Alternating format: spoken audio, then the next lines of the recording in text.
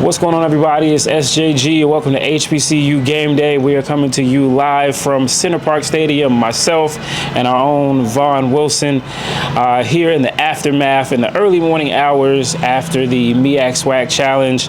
Florida A&M coming up with a thrilling 24-23 win over Norfolk State University. Vaughn, you and I talked yesterday, and we talked about this game and how special teams might end up coming into play. And obviously, in that fourth quarter, we kind of saw that come to fruition with the woes of the kicking and then the decision to go for 2 points. Just your thoughts on the game overall, and then how that fourth quarter came out.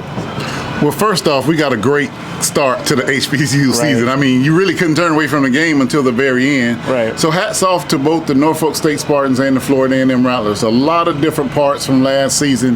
Norfolk State just won 3 games last year. You can't tell me this team is going to win just 3 games.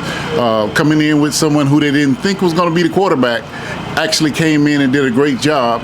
And for FAMU, their quarterback, Daniel Anderson, performed almost to perfection. There were a couple of drops, but he, with his legs and with his arm, showed that he is QB1 at FAMU. So MEAC-SWAC, another win for the SWAC. I think it's about 11-6 now. It's 3 in a row for the SWAC. 3 in a row for the SWAC. It's just a great all-around festive atmosphere that they make every year for the MEAC-SWAC Challenge. It's a great opportunity for kids to be on a big stage, on ABC, on big 3 letters, the opportunity for them to come to Atlanta. Coach Odom says he took Norfolk State's team down to the Black College Hall of Fame and the Black History Museum and things of that nature. So the kids get to develop, not only play the game, but they get to develop at the MEAC-SWAC Challenge.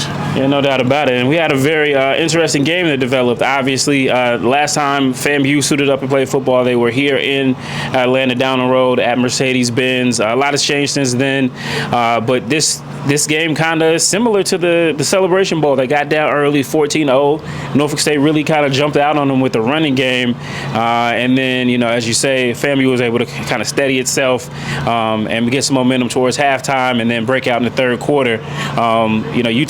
You were able to go to the press conferences. I kind of snuck around a little bit and caught the sights and sounds. But what stood out to you about, maybe that momentum that happened for FAMU, or is anything that Coach Cozy said that, he talked to his team about at halftime?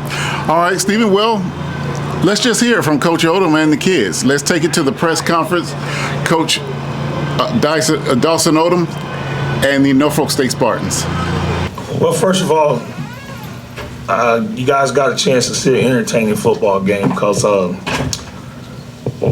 many of you probably didn't expect that, but I've been explaining to people we got a good football team. And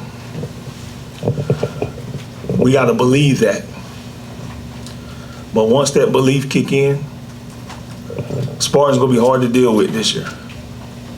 And we got a chance to put a lot of people on notice. I'm proud of these guys, the coaches, our program. We done came a long way.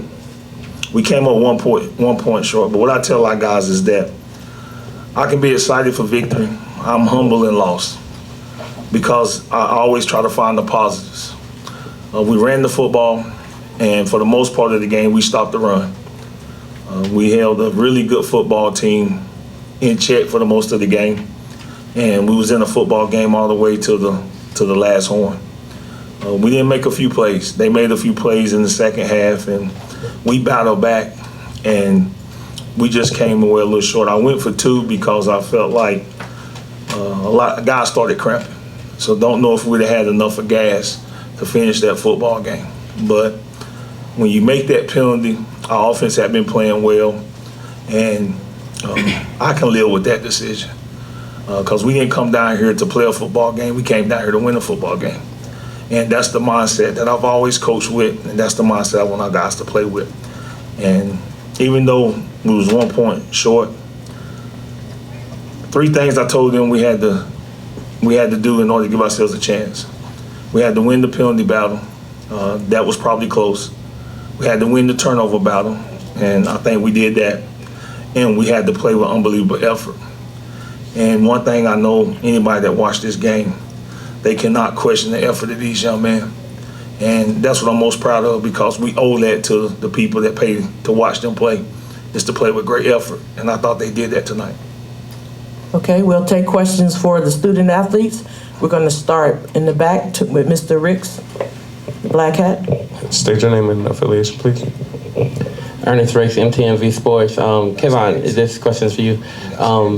Going into this game, what did you see on film that allowed you to just make the moves that you made and basically take advantage of the running lanes that you did tonight? So basically, I was just trusting the process and watching film with my coaches and executing the plays. Thank you. It's right in front. Kendrick in the front. Yeah, I'm Kendrick Marshall, HBCU Sports. How much confidence did you guys have in the two-point conversion play call at the end? I trust in my coach fully, so whatever decision he make, I'm gonna ride with.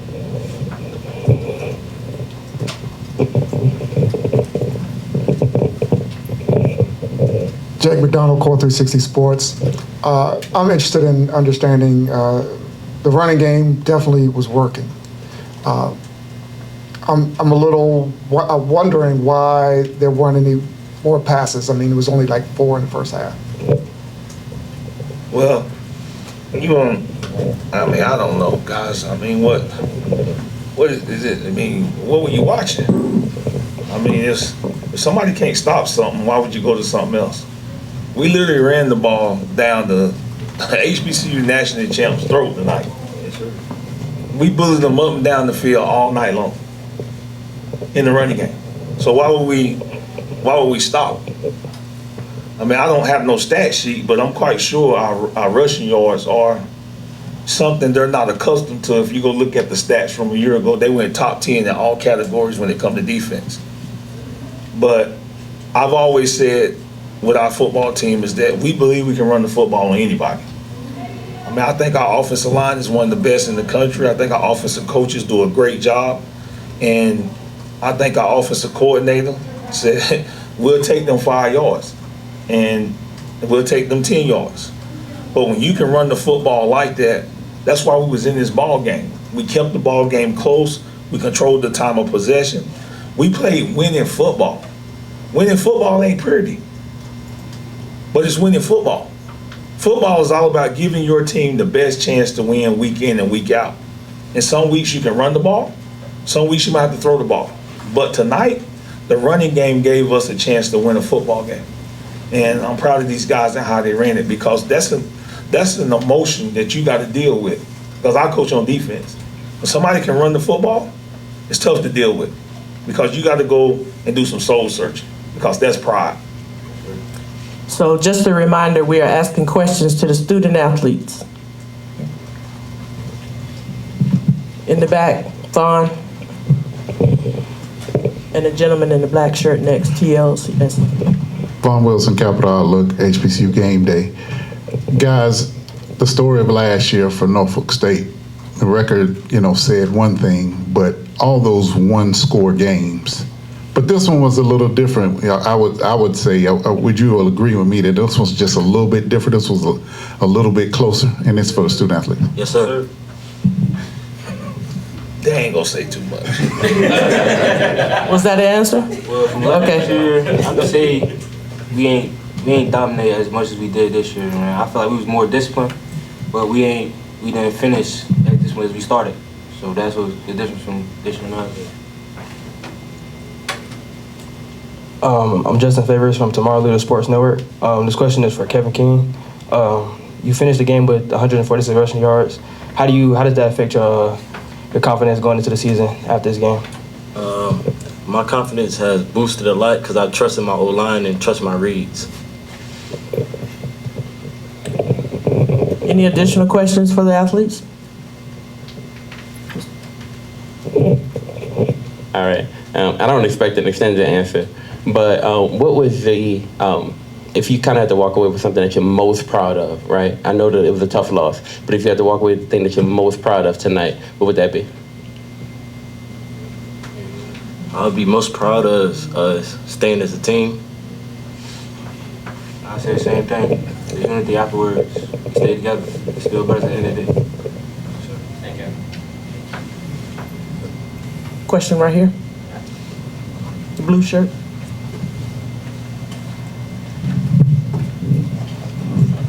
Rocky Miller, HBCU Coach's Corner. As you guys were preparing for this upcoming game, this is to the players, were you guys concerned about the speed and athleticism that FAMU presented today? No, sir. It wasn't one athlete that was better than our athletes. We just, they was more disciplined than us today. Coach Cole from HBCU Coach's Corner. How you doing, Coach? Hey, Coach Cole. Guys, I know you guys was playing with I guess an inexperienced quarterback, losing your top guy. How much did that hurt you tonight, and how much did the game plan circle around where we do got to be very successful in running football? It really didn't hurt us because we believe in him. Like, he's a very, very good quarterback. Yeah, if y'all was allowed to be at the fall camps and y'all would have saw how good Jelly Daniels is. We have no worry about what he can do, and yeah, y'all gonna see what he can do for him. Yeah, yes, sir. Okay. All right. Thank you, guys.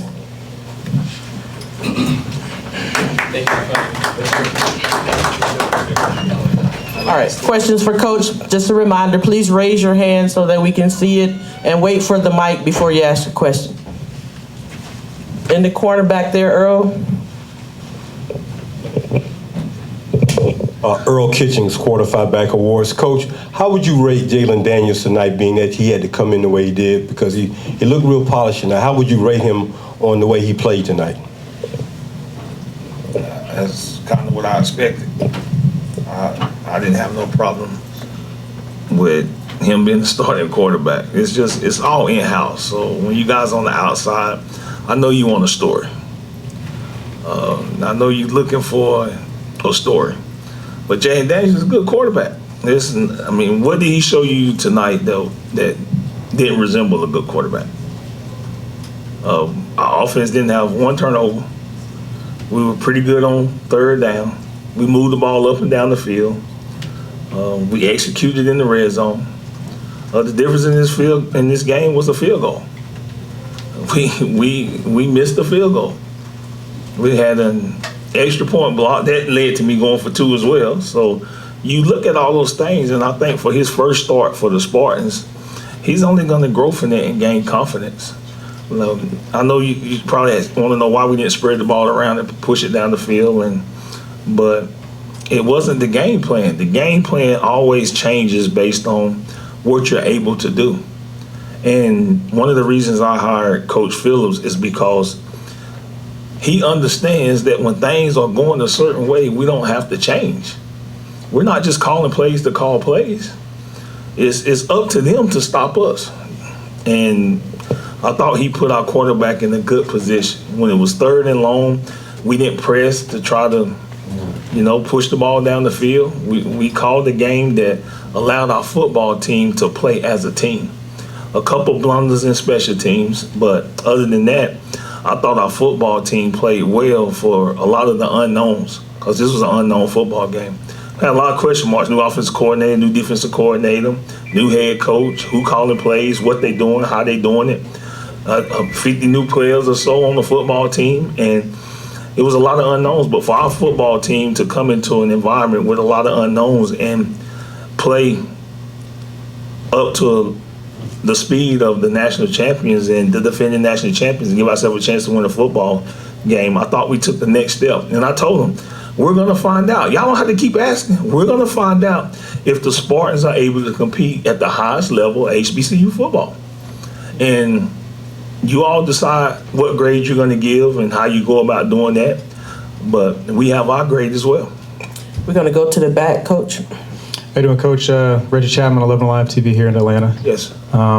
This event here in Atlanta, obviously maybe not the result you wanted, but just the opportunity to come here, be in this environment, situation. What can you say about just being here in Atlanta, how important it is for HBCU athletics to have events like this here in the city? First of all, what they have done with the MEAC-SWAC challenge is giving us a platform. Norfolk State was in the homes of people that don't even know where Norfolk State located. I looked at it today and I was watching and it said we was -13. I was like, what they basing that on? One thing about people, they always think about last year. If we base everything on last year, how good are we gonna really be this year? I know last year, you know, I was a little bit up in my weight, but this year I'm down. So I don't understand it, but I understand it. But at the end of the day, I just think that we have a great platform here in Atlanta. And we have a chance to showcase it. And we gave our guys an unbelievable experience. We took them to the King Center. We took them to the Hall of Fame. And because I believe that the impact is greater than just being football players. These guys are going to represent our communities, and we want them to be great fathers and great husbands. And we have a chance to do that at HBCUs, where a lot of people don't. So we take our time and we invest it in these young men, and hopefully we'll get a thank you later in life because we do it for them. Okay, Coach, to your left over here. Coach, I'm pleased to say this was a great game, and I would like to say my name is Wisdom Anderson, ESPN, AM 1300 The Zone, iHeartMedia, Austin, Texas. What does the result of a game like this do to propel you forward through the rest of the season? You just got to look at where you came up short and try not to make those mistakes again and put yourself in a position to come up on the W side of these contests. We knew it was going to be challenging. We knew we was playing against a football team that know how to win. And we want this game to come down to the fourth quarter and give ourselves a chance to win. But we don't like losing. But what I always try to get people to understand is that somebody is going to win this football game and somebody's going to lose it. Tonight, we were that somebody that lost. But if we learn from it, we're always winning. And that's the thing I always tell our players. What did we learn from this game and how can we grow from it? Because we got a long season and we feel like we can get a lot better and we can play a lot better. Well, it starts with our belief. I think that's where it starts.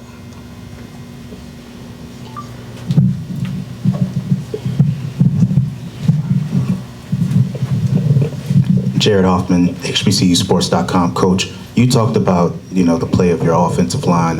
Everybody's going to look at Kevon King and see all of his rushing yards and the touchdowns that he scored. But talk about the offensive line and the job that they did to create those open lanes for him to be successful tonight. Well, it don't happen without them.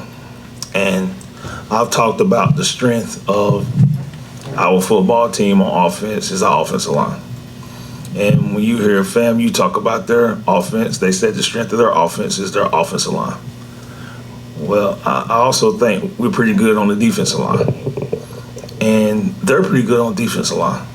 So this game was about adjustments, and I thought our offensive guys made great adjustments. So when we came out in the third quarter, we took some shots. They were stacking the box, so we pushed the ball down the field. It's all about numbers. It's only 11 guys can go out there, so that means they're going to put 6 on one side of the field. So if you're running the football, you always run with the numbers in your favor, or you try to get the numbers in your favor. So that's where you get the +1 running game with the quarterback. You're always trying to do things to manipulate the defense. You're trying to move their eyes. You're trying to create lanes. Both offenses were trying to do the same thing. But one just made a couple plays more than the other one to win the football game. But they were pretty identical. They really wanted to run the football, but they couldn't run the football. So they opened it up with the short intermediate passing game, crossing routes, hitches.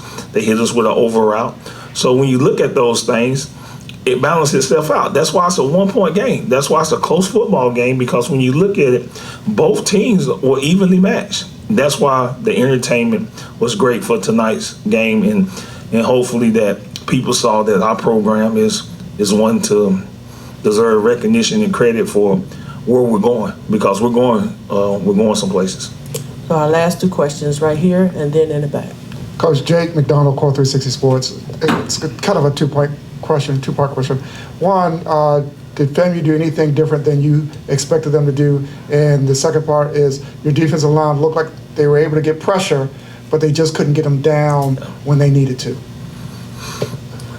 They did a lot of the stuff that we saw on film from a year ago. And the quarterback, he's a heady football player. He don't look like it, but he's a heady football player. He's played a lot of snaps. So his experience is something that you have to take into account when it comes to playing the position. But I really thought that they were well coached. Some of the stories you heard about their teams last year, they were better disciplined than they were a year ago. And as you can see, both teams were fairly low in penalties. We pride ourselves on being disciplined, and I really respect where their program is and how much success they had. And I felt like our guys came to compete at a high level. They're a good football team. They're going to get better. They're still trying to figure out the pieces and how to put those pieces together. But they have some players. But we do too. And that's what I'm more focused on, is how can we become better and get better each and every day. Ernest Rex, MTV Sports. Coach, was there something about FAMU that you saw previously that gave y'all the approach to come in running the football as much as you did, or is that just your offensive identity? We can run the football on anybody. We believe that. Our O-line believe that.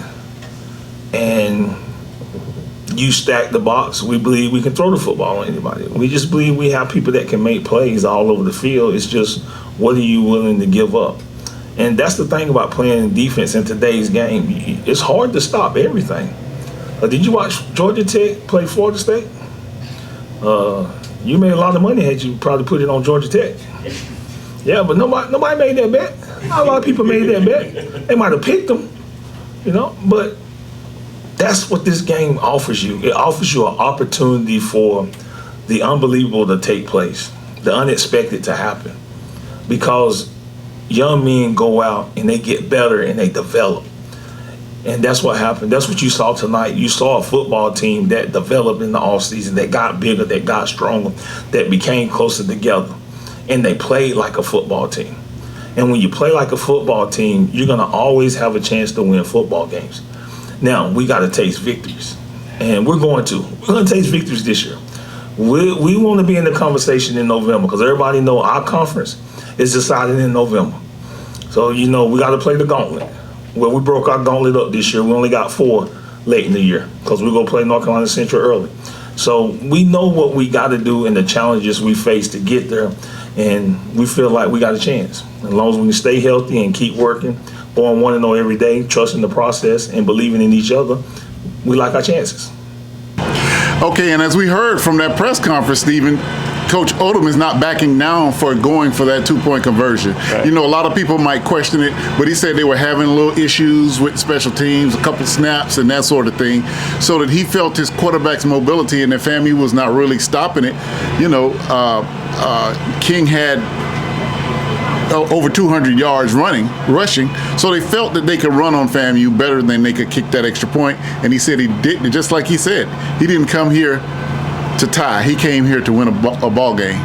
Yeah, no doubt about it. I know I'm definitely one of those folks, I guess Sunday morning quarterbacking, kind of like, why would you go for it there? But obviously, there was a method to his madness, and so he'll, have to live with that. And I'm sure he'll be answering questions about that on the MEAC call on Monday for sure. But for FAMU, obviously, first game under Coach Colsey, so many, different pieces from last year, new quarterback, new play callers on both sides of the ball.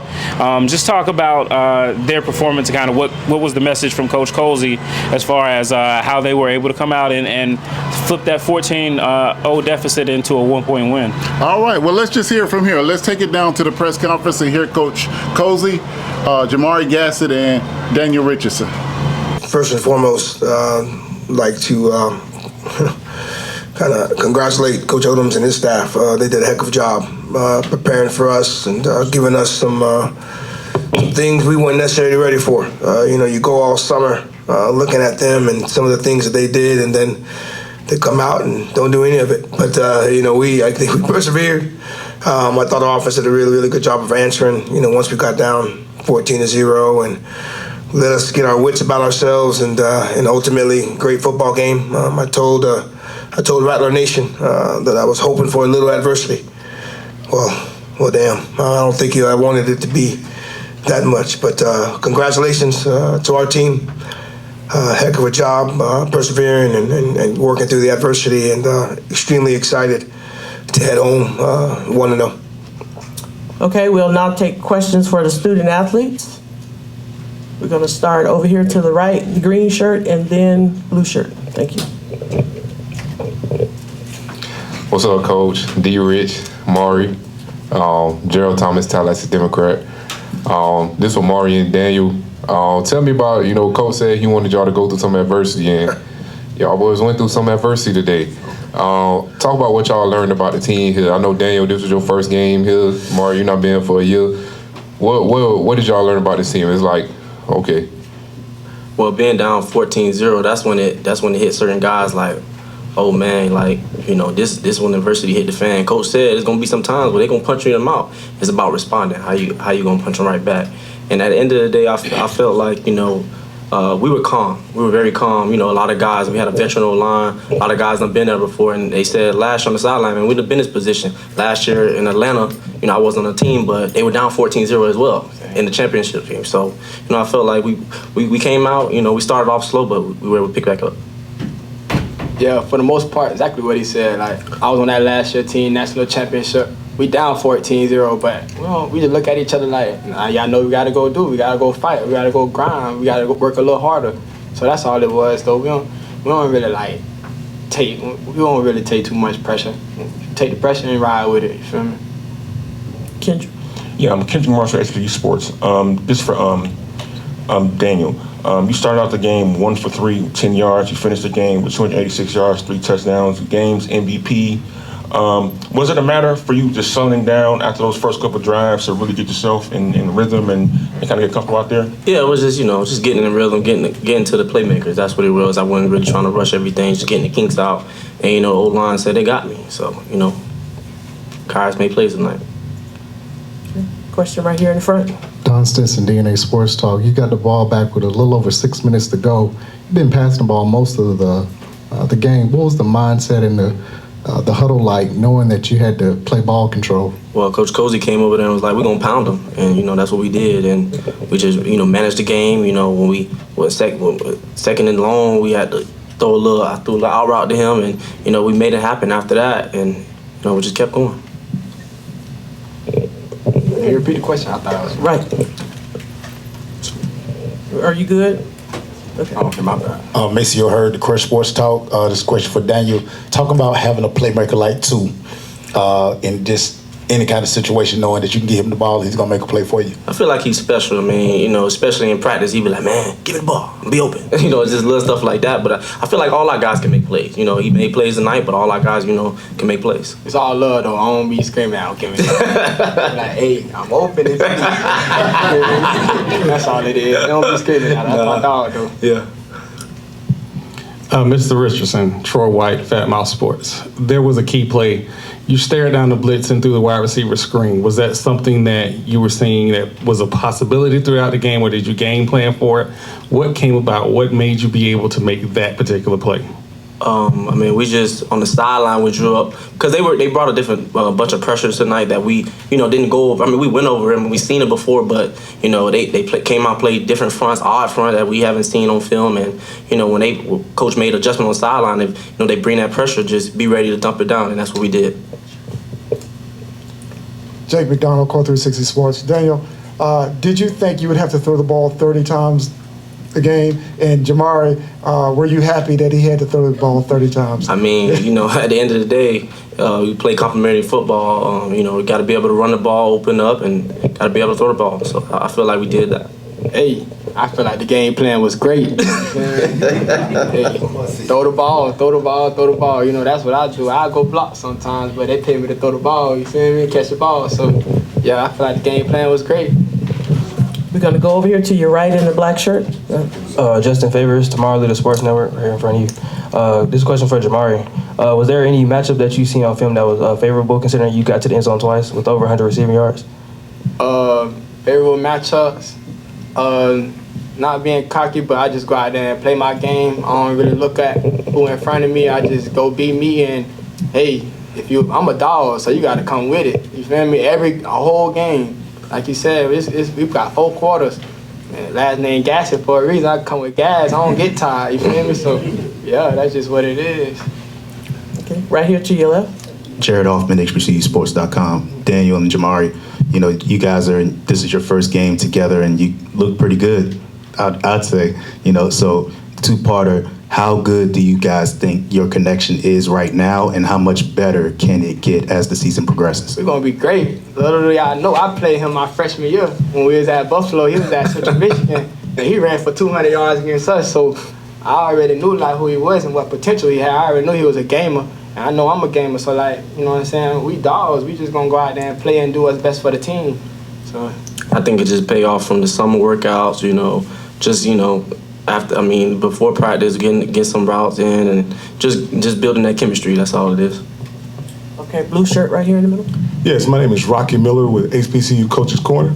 You guys, Coach Cozy, I want to congratulate you on the victory. You, Daniel, and you as well, Mark. Coming into the game, you guys had a new head coach, new offensive coordinator, new defensive coordinator. It seems like at the beginning of the game, you guys were searching to find what your true identity is as a team. And anyone who wants to answer can answer this question. Going into the game, what did you think your identity was going to be? And then coming out of this game, what do you think your identity actually is? Just the players. Just the players.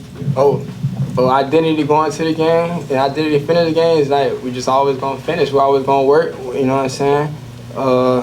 Ain't really too much to it. We got a game plan. Like you said, they came out something different, but we stick to our game plan. We made a little tweaks, but we stick to our game plan. He said it best. Appreciate it, brother. Okay. Over here Alyssa Cooper with the FAMU, and this is for Richardson and Gassett. With you guys being down early in the game, having to go on the road in a neutral site game, and having to face adversity early and being able to adapt, how do you feel like that's going to help your confidence throughout the season, and especially being able to come home next weekend and play at home at Bragg? Well, first thing, we don't lose at Bragg. That's number one. Facts. But I will say, you know, watching film, we have to start faster on both sides of the ball and special teams. And, you know, when you start fast, we get in the rhythm. I don't think nobody can stop us. Final two questions in the back. First with Vaughn, and then the lady in the back.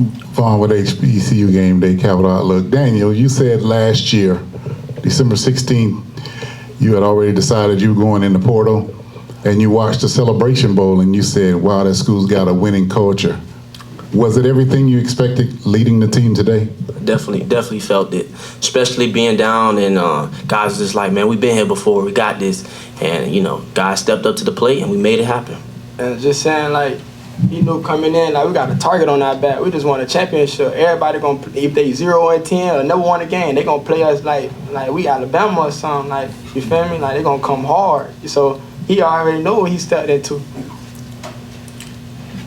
Sydney Wicker, WCTV Sports. Jamari, coming into this game, Rattler Nation had no idea who Daniel was. You said you knew him from your last school, but you guys obviously got to know him a lot better throughout practice. What do you think Rattler Nation and the whole world honestly learned about Daniel tonight? Hey, that he ain't gonna never quit. He gonna find a way to make it happen. Mr. Make It Happen, that's what I'm gonna call him. especially when it was a play down when I found him in the end zone.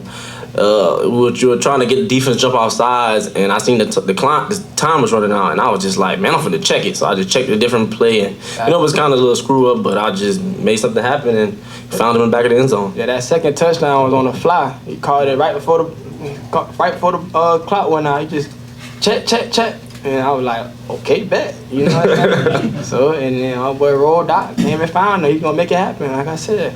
Okay. Daniel was our MVP of the game. Congratulations, and thank you, fellas. Good luck next week. Thank you. Send me some Chick-fil-A, guys, please. I got you. That's all that'll be left, waffle fries. Okay, we're gonna open it up for coaches, questions for Coach. In the back.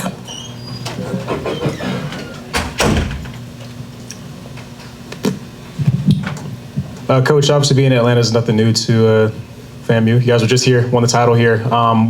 What is about Atlanta that's so special when it comes to HBCU athletics? You guys get a chance to have this platform and just this experience for these guys as well. What does it all mean being here? Well, I think we call it the second Tallahassee is what we think we call it. Ain't that, Vaughn? Is that what we call it? You know, obviously a lot of alumni here.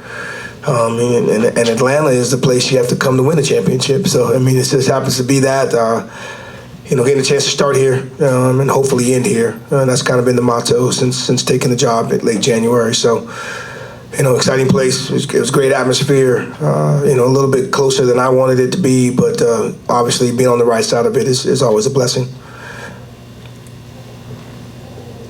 Coach. Over to your right, Coach.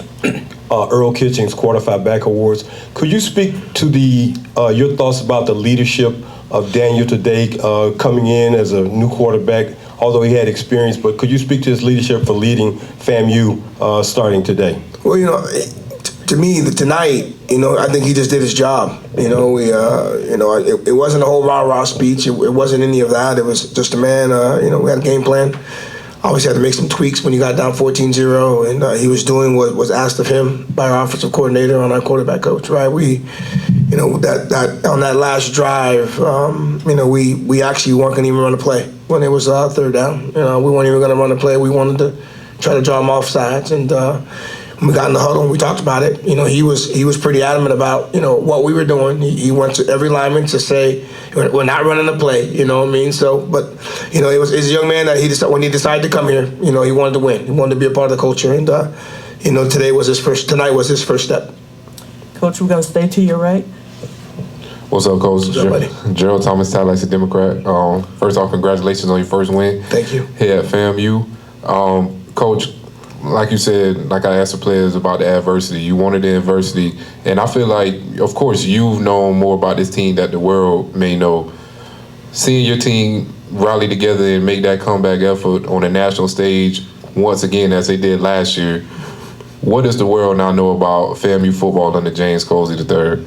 Well, first of all, let's talk about that picture that you found of me in the article yesterday. When you guys did an article about me yesterday, and you found a picture of me when I was 8 years old. Now you got to understand, I have no idea where that picture came from. Okay, so I'm gonna start with that. But now, ask that question again, because while you were talking, all I could think about was that picture that you had of me when I was 8. So re-ask that question, please, if you don't mind. Yeah, Coach, with y'all making another comeback on the national stage as y'all did at the Celebration Bowl and now doing it here at the MEAC-SWAC Challenge, what does the world now know about FAMU football under the James Colsey III era? Well, first of all, we didn't ask to get down 14-0. That wasn't something that was planned, nor what we wanted. You know, what it did show with this team is, you know, we spoke about adversity, you know, last night and throughout the week, right? Just being able to understand that things might not happen the way you want them. And, you know, as they mentioned, there wasn't a lot of, rah-rah, and it was just guys understanding what they needed to do. We had to take care of some details defensively. Offensively, you know, we had to take care of some details as well, because defensively they were doing some things that were a little different. So hats off to our coordinators for making the proper changes. And obviously at the end, you know, it was extremely similar to last year's game against Jackson State, where they held the ball the entire fourth quarter. You know, we had the game, we were winning. The offense got the ball with 8 minutes left, and Jackson State never got the ball back. Tonight, had the ball, 6 minutes left. Norfolk State never got the ball back. So these are situations that we talk about. You know, we talk about end of the game situations, 4-minute situations, and you know, hats off again to what Coach Henry and the offensive staff did. You know, they got us that victory tonight, and again, extremely excited just to be happy to be 1-0. But you know, when you got another MEAC school that you're going to be playing next week. So South Carolina State, you know, they have on film what was successful against us. So now we got to make sure we're ready to get ready for them next weekend. We're going to go with Vaughn in the back, and then Maceo. Mark Wilson, Capital Look, HBCU Gameday. Coach, with about 4 minutes left, the offense got a first down, and you had a big smile on your face because your offensive lineman had just blocked and had done what you felt the team was going to be able to rely on this year. You had a big smile like, okay, was that smile, okay, the guys that we knew we could depend on are coming through? Well, a little bit of a relief, because at that time, you know, we needed that first down. You know, ultimately when we started the game, that's what we thought we'd be able to do. You know, be able to pound them out and you know, and eat the clock and, you know, get our running game going. You know, it was 24-17, you know, and we were doing that. And then we have the fumble. Obviously changed a little bit of the momentum. But at that time and at that stage of the game, we needed a first down. We needed the clock to run. Norfolk State was running out of timeout, so that first down allowed us to kind of, rethink about what we needed to do for the remainder of that drive. So offensive line is going to be our strength. They've been our strength. Three preseason all-conference players, a couple other guys that obviously play really, really well. But for us to be successful, our offensive line has to be great. And I think they showed that in the second half. Coach, Maceo heard the Crush Sports talk about resetting a championship culture. Guys can kind of get complacent, but you come in and you have to redirect these guys. Just talk about their process this summer and get into this point right here. Well, believe it or not, it started in the spring. Obviously when everything was going on, and I was named the interim. But at the beginning of January, I was attacking this as the head coach. Right? We had just won the championship. First week of January, everybody was back in school. We were lifting and training, getting ready to go again. Then you go through spring practice. You finally get your staff together, and we knew that we still had some work to do. And as they mentioned in the summer, we had 85 guys there in the summer. Training and working and doing everything imaginable to possibly be in this type of situation, but being able to overcome it. So, I wouldn't necessarily say it's a reset. Believe it or not, we are a much, much different team than we were last year. Got some new guys in different spots, new faces. Obviously, you lose the player of the year on both sides of the football. Some other guys are gonna have to play better, and at times we did, and at times we didn't. So. What it did say about our football team is that we do understand that we got to play the full game, and they did that tonight. We didn't get down. We didn't get down when we got down, and I'm extremely excited that it's something to build on. We know that we can come back, but I'm not trying to make it a plan to be down every game 14-0. That you can't believe. We're gonna go second row on your left, right? Jared Hoffman, HBCU Sports. Coach, first of all, congratulations on your first win as head coach of Florida A&M. Thank you. Just talk about the mentality of this team in training camp and what went into the decisions you made about the personnel that you wanted to go with going into this game. Well, that's a great question. Actually, the mentality for us was to try to make training camp as hard as we could. We were trying to get a gauge on some of the guys that we had. I didn't need to test Jamari Gassett. I didn't need to test TJ Lee. I didn't really need to test Jalen Goss, but with the amount of transfers that we did have coming in, we knew that they were talented, but we needed to find out how much fight they had in them. So, you asked them, and we had some tough afternoons. We had some tough mornings, and that was by for a reason. I wanted to see where we were, who we could trust at this time, who was going to be accountable, who was going to take care of the details. So mentality-wise, I thought we got over a hurdle. A lot of people thought we were going to come in and this was going to be an easy football game for us. But, we had to readjust our mindset. We had to readjust some of the things that we did offensively, defensively, and even special teams. So I appreciate our guys getting to the sidelines, getting on the iPads, making the corrections, and then showing on the field. But we're 1-0. We've got a long way to go if we're trying to get back here, in December. But excited about what we did, but we still got a lot of work to do. Young man over here on the left, on your right. Justin Favors, Tomorrow Leader Sports Network. Your players talked about how being down 14-0, it allowed them to wake up or whatever. So you guys score off the first drive, come out of the second half. What was the message to the team coming out at half? Well, we talk about the middle eight, and when we discussed the middle eight, we talk about the last 4 minutes of the second quarter, and then the first 4 minutes of the third. And we had a chance at the end of the second quarter to get some points, and we didn't. We failed in our 2-minute attempt, but. When we got to the locker room at half, we talked about, being able to go down the field. We had some things that we thought we could do offensively, and again, it was important for us to, grab the lead and just to show, that you guys come in halftime, work on our corrections, and it's always great to talk about it in the locker room and then get it, then to transfer into the field. So it builds confidence in the coaches. It builds confidence in the players. We had different guys at different moments make some really, really good plays. And so, again, it's week one. We still got work to do, and I'm hoping, I can't wait to get back to work tomorrow so we can get ready for next week. Right here in the front. Don Stinson, DNA Sports Talk.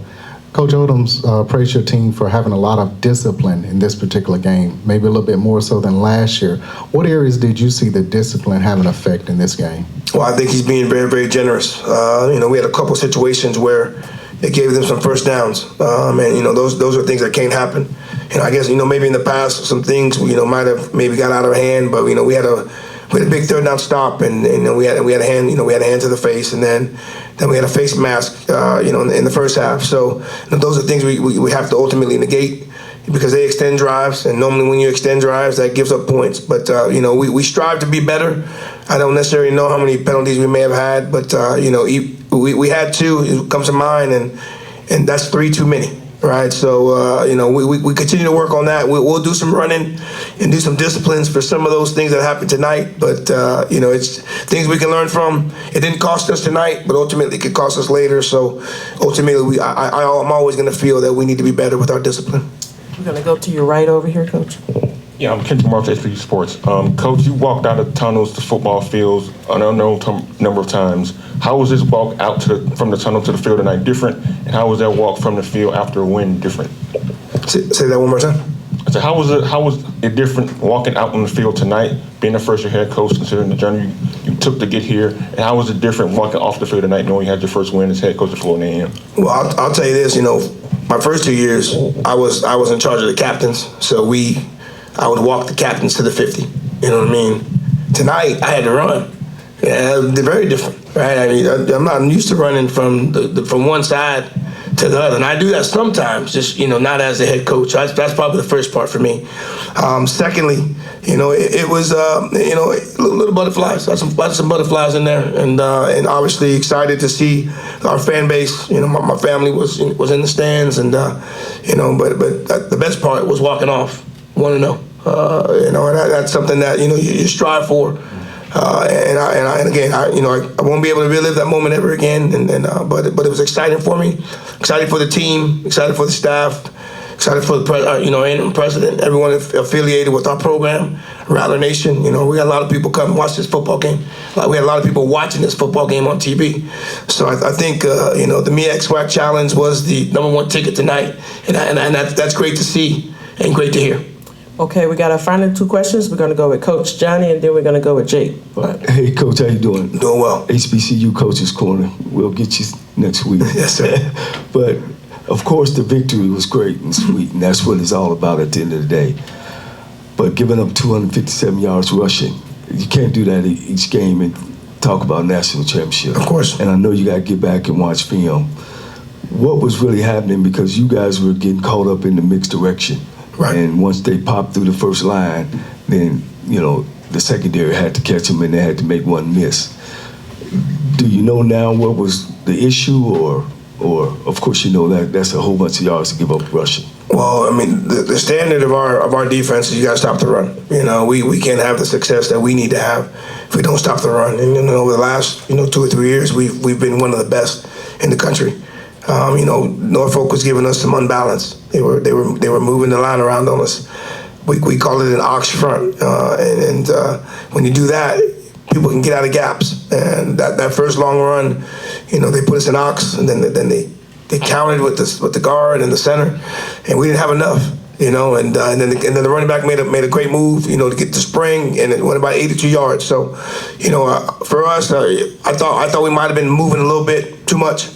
You know, we normally line up and just, you know, and we just take gaps, and you know, I think we were moving around a little bit too much, especially with the ox and the unbalanced stuff that they were doing. You now have to slide, D-lineman, you got to change your gaps, and we weren't recognizing that. So, you know, things to grow, things to work on. You know, I'm not going to tell you that we worked on the ox a heck of a lot, because that's not what they did, right? And then obviously, you know, looking at a guy that was at another program before, so hats off to them. But I thought they did a really, really good job. And ultimately, what happens when you do things poorly, now you wonder what South Carolina State's going to do to us next weekend. You already know they're gonna see if we have that fixed or not. So, but I thought we moved around too much on the defensive line, where normally we play gaps, right? And obviously they did a good job game planning. And but we got some things we got to work on. We know that, and you're right. If we're going to continue to give up 200 yards a game rushing, I don't think we're going to be lucky enough to be winning the game like we did tonight. Final coach question right here in front. Coach Jake McDonald, Core 360 Sports.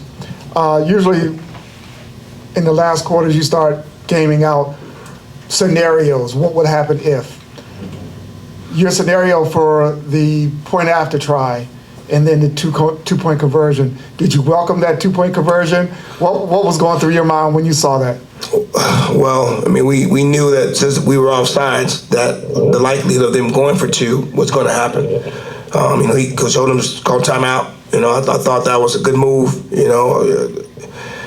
We called a defense that we thought they were going to run a QB, something with the QB, and we got lucky on that one. We got a chance to get. Our guy won the one-on-one battle with an amazing tackle. But we don't want to be offsides on the extra point. But I mean, again, the other scenario was what it was. Defensively, we did a good job, and we didn't give up the 2 points. I guess obviously that was the difference of the game. And as you can see, Stephen, Coach Colsey is adamant that this is a new team, a new coaching staff. If you think about all the pieces they had to replace, the reason he said earlier in the week he hoped they'd go through some adversity early, I don't think he thought the 82-yard touchdown was what exactly he wanted, or for the second touchdown to be down 14-0. But he clearly said this week he wanted to see the team get down to see how they responded.